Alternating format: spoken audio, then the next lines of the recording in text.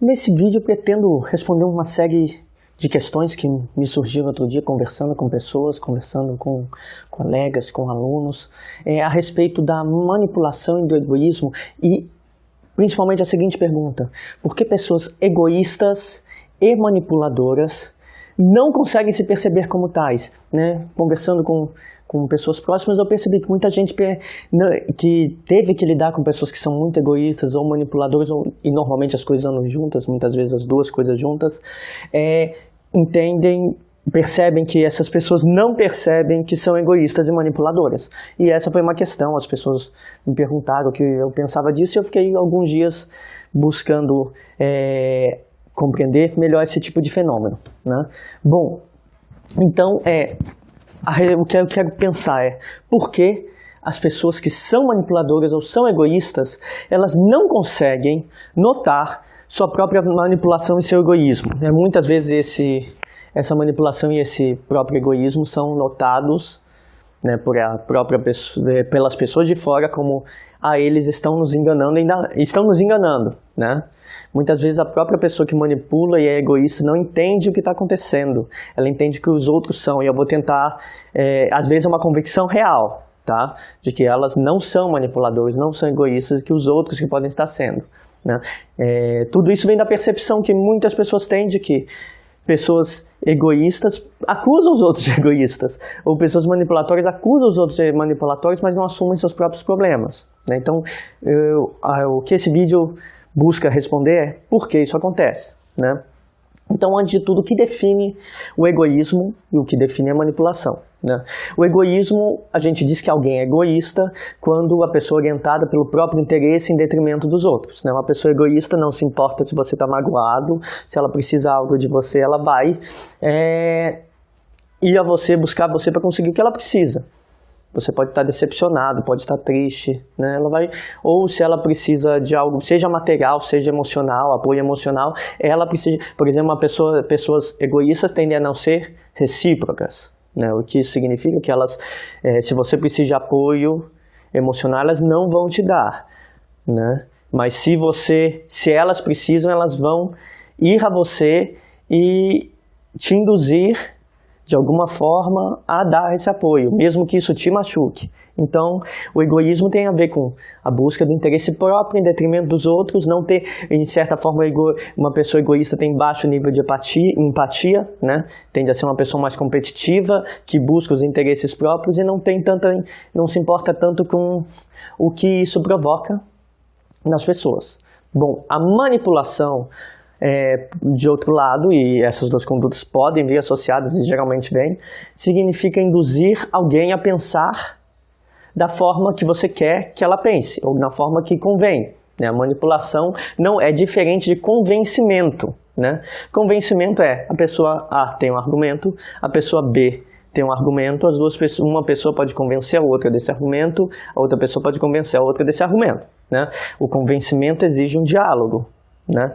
Pessoas manipulatórias não querem diálogo, elas vão sustentar uma posição e usar elementos muitas vezes emocionais para inculcar culpa ou inculcar responsabilidade, muitas vezes baseada em interpretações que só elas têm ou em desvios interpretativos para induzir. Muitas vezes a indução é emocional, né?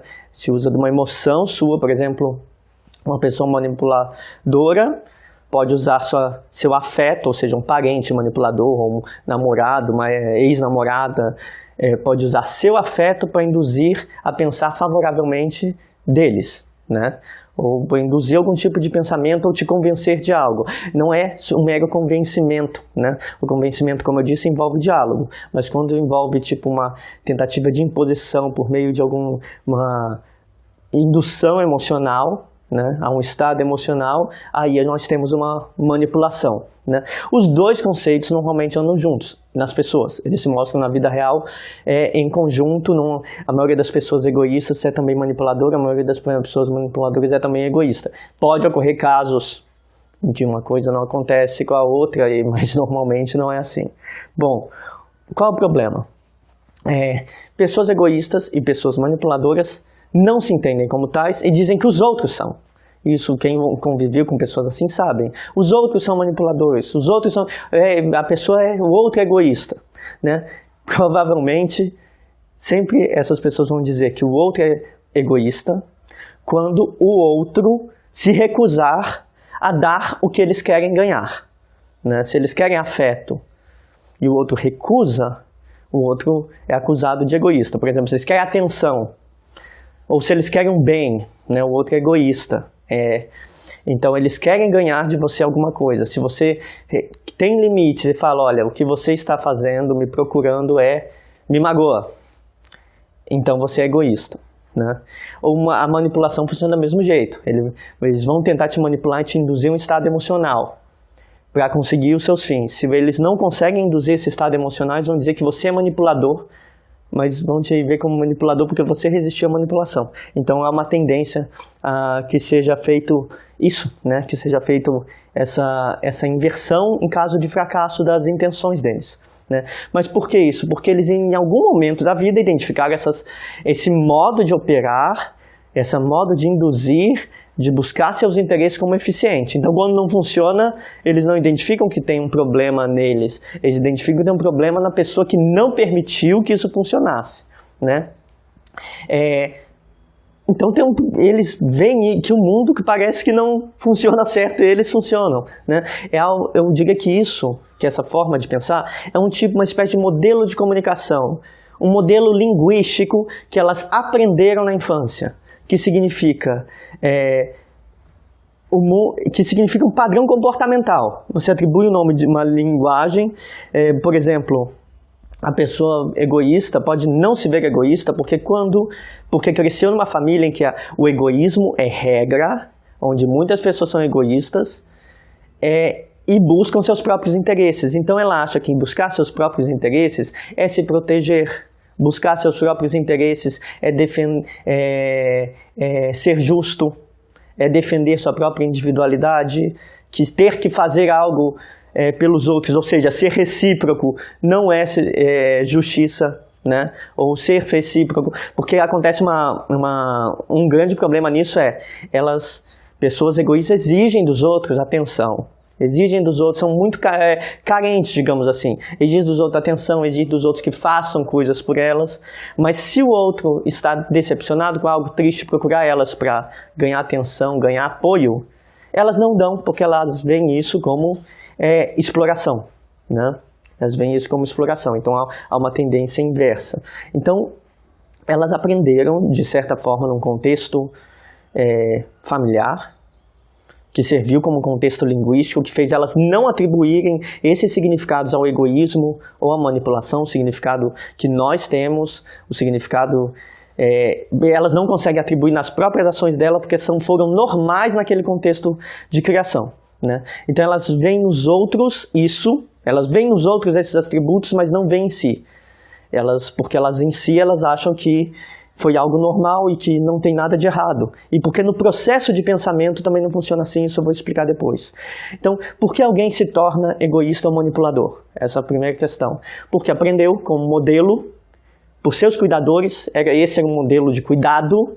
Então, quando eles estão sendo egoístas, eles se compreendem como cuidado. Quando eles estão sendo manipuladores, eles compreendem como cuidado, autocuidado. Então, o autocuidado é uma preservação, né? Não é nutrir relações recíprocas, é ser egoísta e ser manipulador. Então, eles não conseguem se perceber assim e se tornam assim porque é um modelo aprendido, né? Segundo, esse modelo funciona.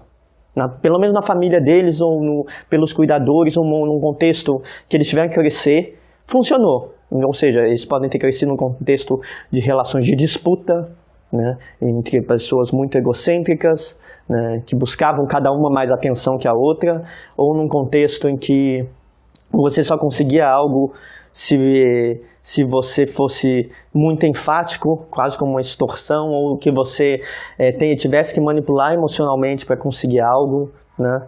Então elas cresceram nesse tipo de contexto. Ou no caso do egoísmo você só ganha afeto se você fizer o que eu te mando. Então, na verdade, o egoísmo vem de um contexto desse tipo, de afeto restrito a definições muito claras. E, principalmente, competitivo, famílias competitivas, de primos competitivos, tios competitivos, né? Esse contexto cria uma conduta egoísta de buscar suas próprias finalidades. Então, é um modelo assimilado, que em alguma hora deu satisfação porque no contexto familiar funcionava, pode para o mundo não funcionar, pode não funcionar no seu trabalho, pode não funcionar com seus colegas na universidade, mas não pode ser incapacitante para relacionamentos, ser frustrante, não funcionar de forma alguma, mas te deu satisfação em algum momento porque funcionou naquele momento, né? Então você continua fazendo, porque um reforço de 15 anos, digamos, da vida familiar, desde a infância, é algo que você não perde de um dia para o outro. Então, eles consideram eficiente, por isso eles continuam sendo assim, e não se percebem como tal, porque em algum contexto funcionou, e eles viam os parentes, os cuidadores, as pessoas com quem conviveram funcionando isso. Em outros contextos, principalmente relações íntimas com pessoas que tentam ter limites e não aceitam invalidação ou não aceitam manipulação, eles não vão conseguir nutrir essas relações, e vão se sentir sobrecarregados nessas relações. Bom, um exemplo que eu posso dar, a chantagem emocional, né? O que é a chantagem emocional? É usar as emoções dos outros para conseguir algo, né? Uma pessoa, digamos, manipuladora faz chantagem, pode eventualmente fazer chantagem emocional. Chantagem emocional não precisa chorar ou coisa assim, pode ser simplesmente falar, se você fizer isso eu vou ficar muito feliz. Mas tem um outro jeito de manipulação emocional que não é a chantagem. E esse é o mais usado, que é a lisonja, que é dar um afeto positivo quando você visa conseguir algo. Por exemplo, você é uma pessoa muito legal, não quero que você fique chateado comigo. Você usa isso, elogios, né? Valoriza o outro para depois fazer um pedido. Por favor, me ajude com tal coisa. Não significa encadeado, né?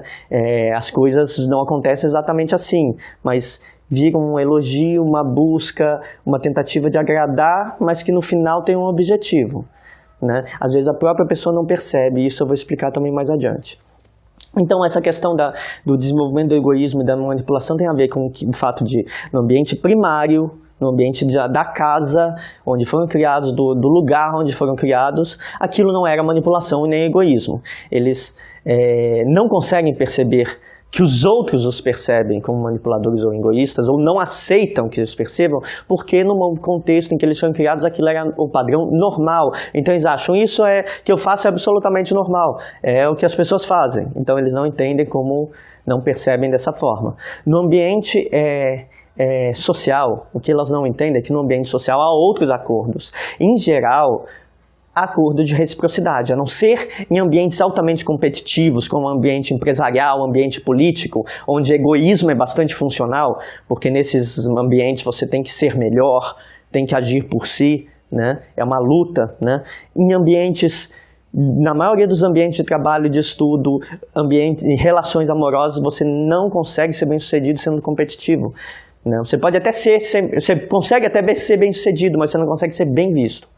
Você vai ser aquela pessoa que tem sucesso, mas é vista como uma pessoa que tem sucesso explorando os outros, à custa dos outros, sendo egoístas com os outros. Então você tem sucesso material, talvez, mas não vai ter sucesso emocional. As pessoas não vão gostar de você. Então, porque há um outro acordo no ambiente social, que é um consenso em torno da reciprocidade, né? Quem estuda sociologia ou antropologia, tem um autor chamado Marcel Mauss que pensa nisso como um elemento central a troca, a dádiva, a reciprocidade como um elemento central da vida social, né? Então, eles não identificam isso, né? Eles identificam como normal, o contexto normal para eles na nascença, e identificam como anormal essa regra, né? Essa regra social, embora eles podem saber até que ela existe, mas eles não conseguem se comportar de acordo com elas, e talvez nem percebam, acham que estão se comportando como de acordo com elas. É quase o que eu estou tentando comentar aqui, é quase um modelo linguístico da projeção. O que a gente entende como projeção? Projeção é atribuir ao outro o que você tem presente em você, mas que você não aceita em você. É uma ideia que vem da psicanálise, e tem a ver com você acusar o outro do que você faz. na verdade, a pessoa egoísta, a pessoa manipuladora, acusa o outro do que ele faz porque ela não consegue identificar o que ela faz como egoísta e manipulador e ela entende como egoísta ou manipulador o fato de não dar certo seu egoísmo ou sua manipulação, né? Então temos um contexto social que diz que algo é correto, comportamentos inadequados. Então a pessoa manipuladora te acusa de manipular porque ela não entende o próprio comportamento dela e não entende o seu comportamento. Ela vai ter que normalizar nas percepções dela o próprio comportamento dela porque sempre funcionou em outro contexto. Mas quando ela traz para o contexto mais afetivo, mais íntimo, provavelmente não funciona. Aí ela vai, como ela não, em outro contexto para ela funcionou, numa competição familiar funcionou, ela vai achar que o problema é você. Né? Então ela vai atribuir a você, porque não pode ser eu, porque na minha família funciona, então é você. Né? Então sempre funcionou, por que não funciona? Provavelmente você que tem problema, né? Tem algum problema. Né? Então, sobre, por exemplo, a questão do egoísmo, pessoas egoístas em geral são mimadas, receberam muita atenção, ganharam tudo o que queriam no ambiente primário, né? Então elas consideram o padrão normal de conduta delas receber tudo que elas pedem, seja carinho, seja bens materiais, né? Então elas ganharam tudo, então elas acham que sendo egoístas elas vão ter sucesso, né? Então se você nega dar algo que elas querem, por exemplo, uma pessoa te magoou, você se afasta dessa pessoa. Essa pessoa te procura querendo algo. Você fala, estou magoado, não vou te dar isso. Ela vai achar que você é egoísta. Ela vai desconsiderar o fato de você estar magoado.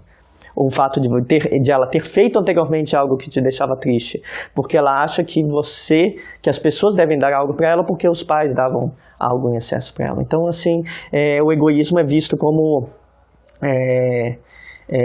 uma maneira normal, e se você se rejeita dar algo por estar magoado, por ter sentimentos ambivalentes naquela situação, não está se sentindo bem, é atribuído a você o egoísmo, né? É importantíssimo, né, entender que a forma como isso opera nunca é direta, né?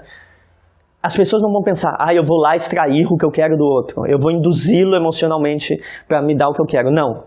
As pessoas, isso é um processo comportamental, de assimilar isso como comportamento, é muito gradual, elas podem não perceber, funciona como um comportamento automático.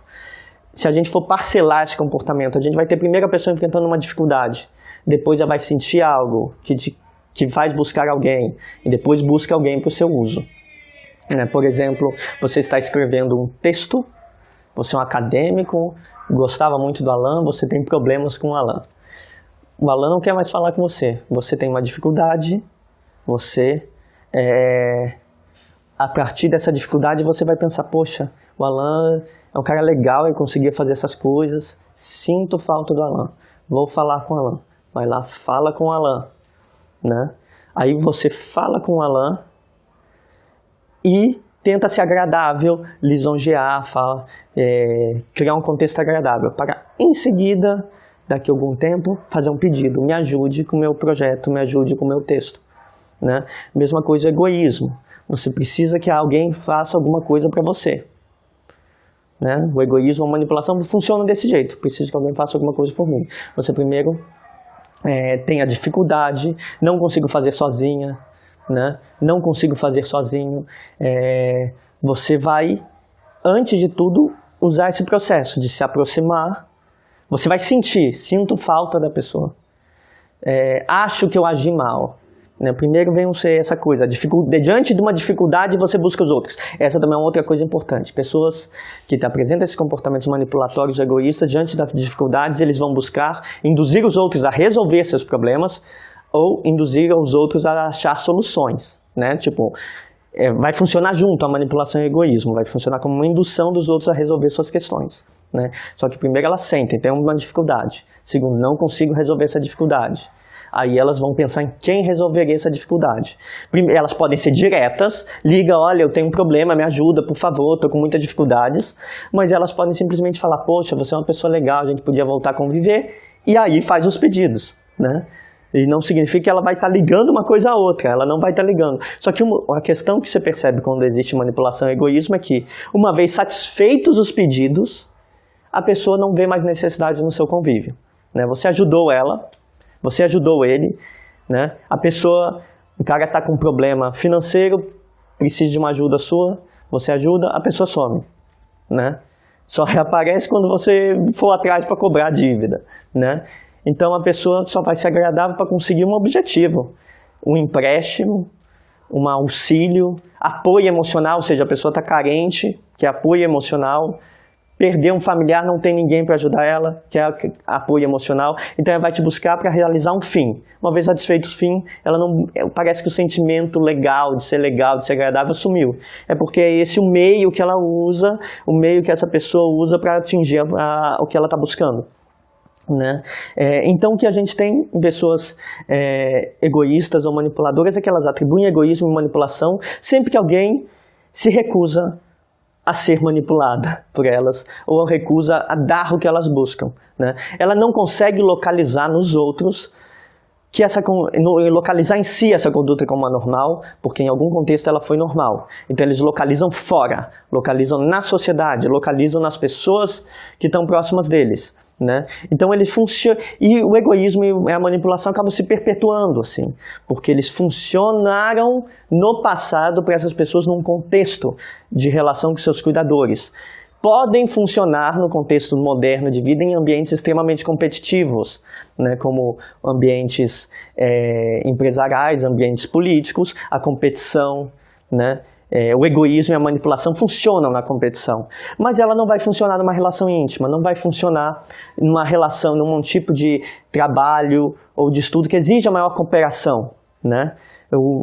E diante desse não funcionar, ela pensa, se sempre funcionou, então é essa outra pessoa que está se recusando a fazer o que eu quero que é anormal. Né? Elas também não vão identificar recusando fazendo o que eu quero, vão identificar como hostilidade e ofensa.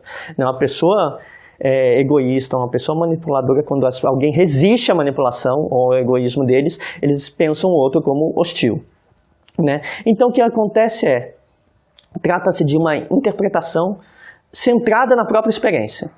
O egoísmo, a pessoa egoísta que entende o outro como egoísta, a pessoa manipuladora que entende o outro como manipulador, tem uma interpretação do mundo centrada na própria experiência inicial, o que muitos de nós temos, só que essa experiência inicial é divergente da experiência de uma grande parte dos contextos sociais, de modo que ela vai ser vista como egoísta e manipuladora.